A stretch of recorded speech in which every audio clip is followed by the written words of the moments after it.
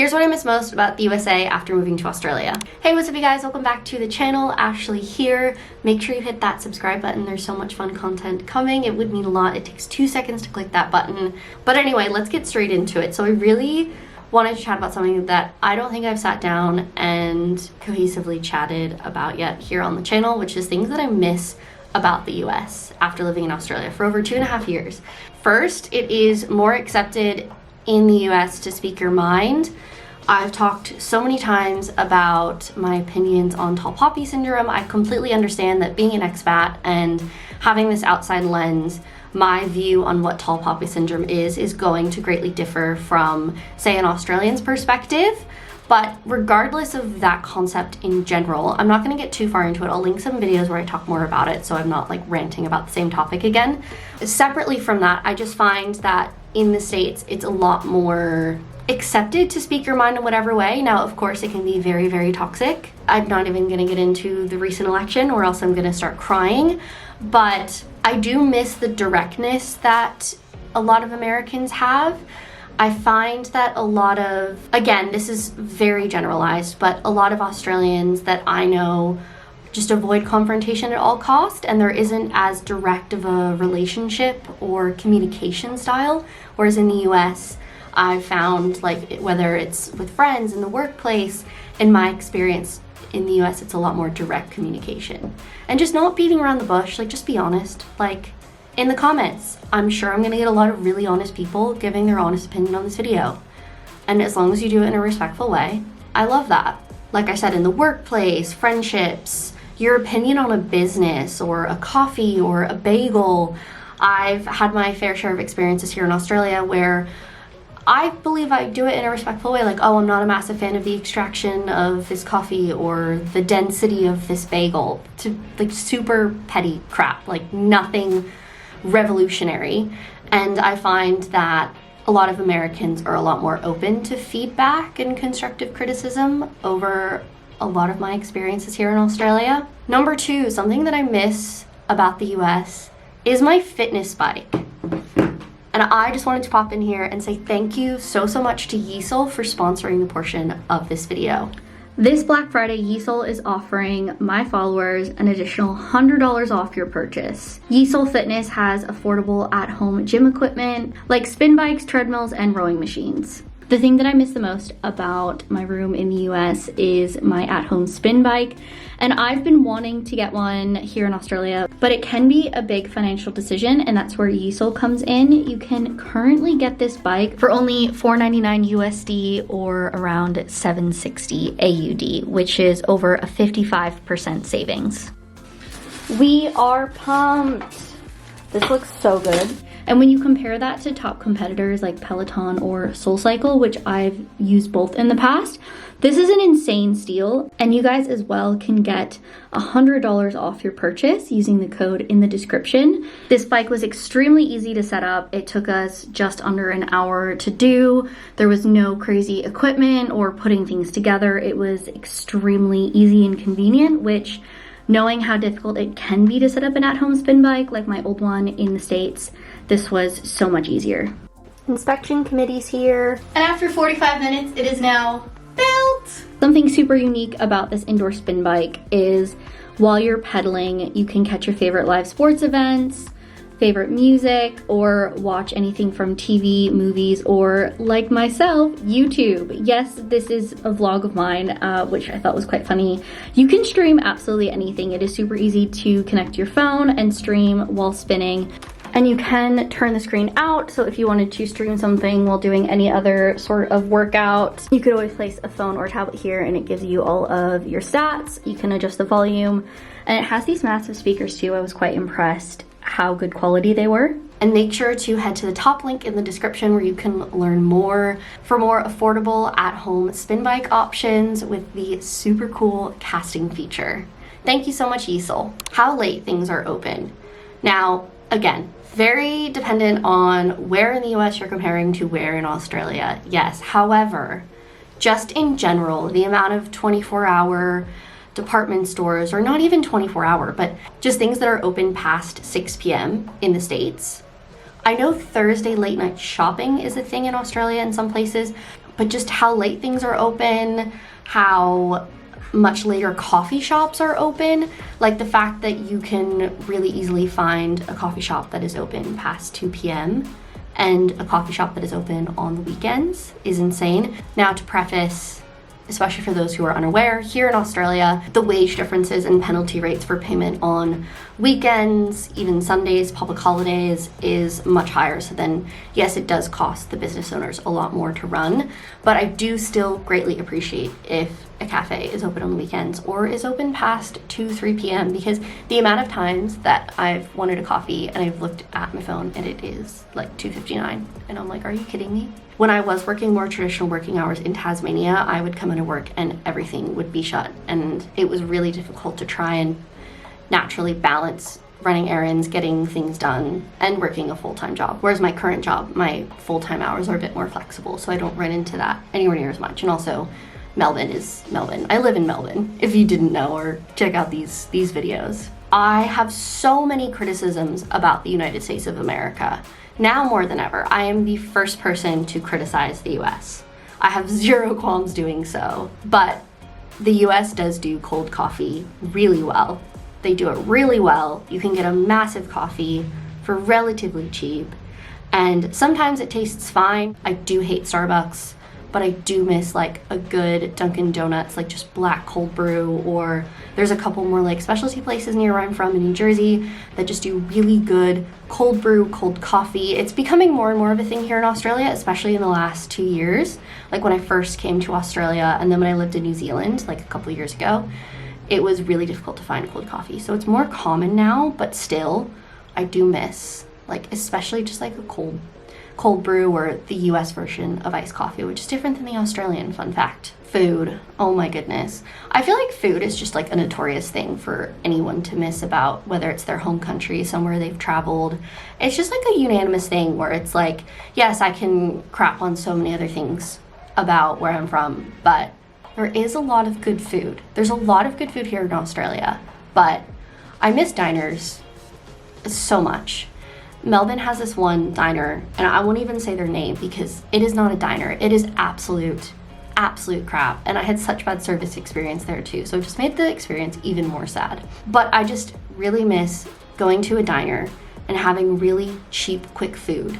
That's another thing, is in the States, it's a lot more common to find options for like cheap, quick food. That isn't necessarily fast food, but like diners, you can be in and out in like 20 minutes sometimes.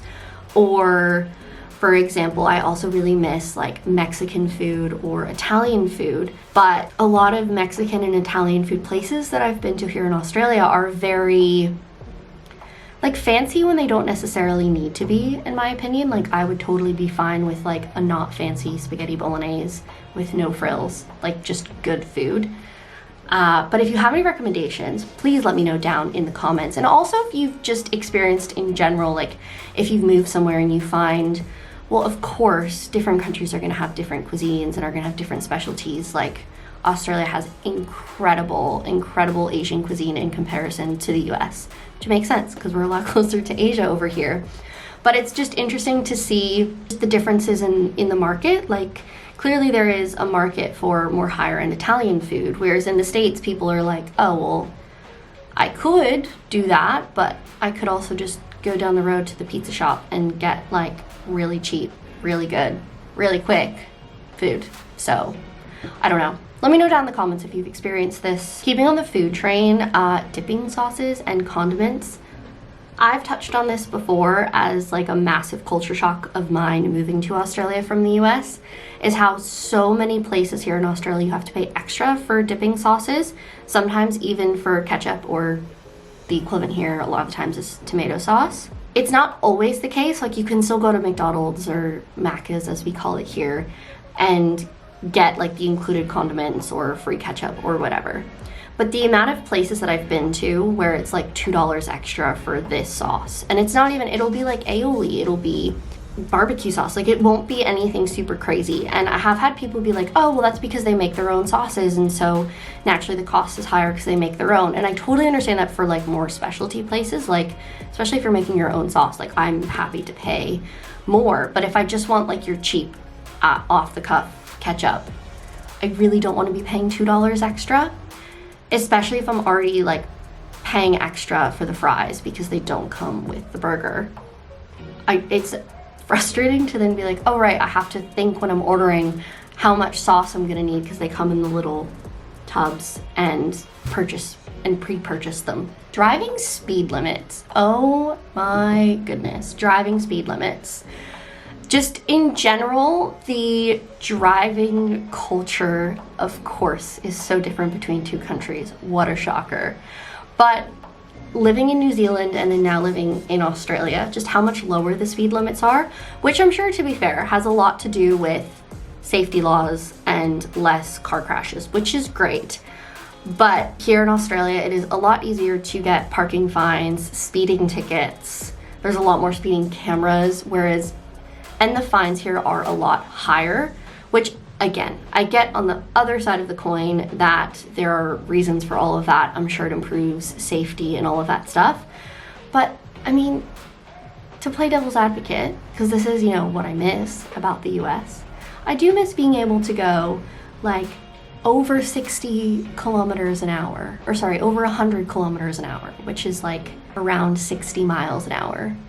Because it's like the minimum on a lot of highways in the US is well over the max speed limit in most of Australia and New Zealand, which is crazy to me.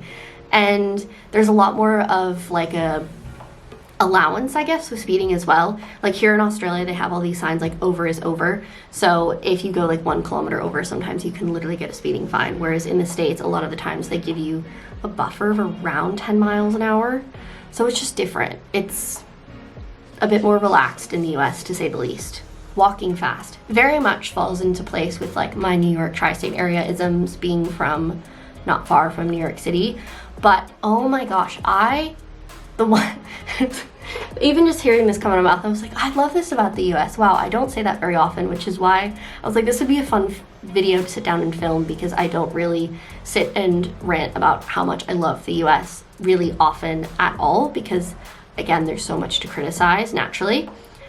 But walking fast, I love how in specifically the tri-state area, so many people walk with purpose. Like, it's very much like, I have somewhere to be, I have things to do, I'm gonna walk quite fast.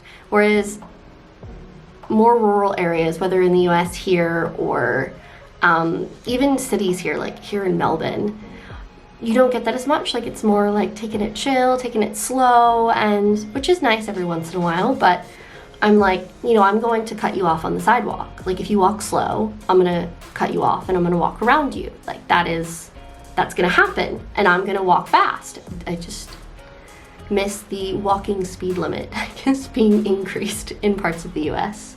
Just the amount of options for different things in the US, like manufactured goods overall not being as expensive in the US compared to other areas. Like here in Australia, most things, if not, or we're gonna be imported. Or I miss Target.